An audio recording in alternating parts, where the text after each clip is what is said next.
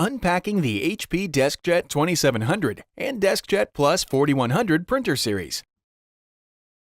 Open the box and remove the documents. Remove the printer power cord and USB cable, if one was provided with your printer.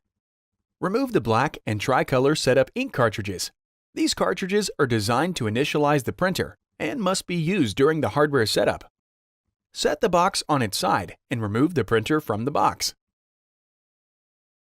Remove the plastic from around the printer. Remove the blue tape from the back and bottom of the printer. If present, remove the long piece of tape securing the output tray and then open the tray. Pull the right piece of tape on the front of the printer to open the cartridge access door.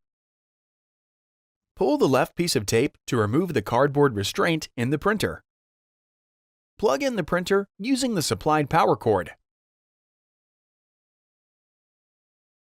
Before heading ahead into the video, in case you are facing any issue with your HP printer device, get in touch with our HP printer expert. Thanks for watching, and don't forget to smash that like button and hit the subscribe button so that you don't miss any of our videos. And in the case face any problem, get in touch with the experts.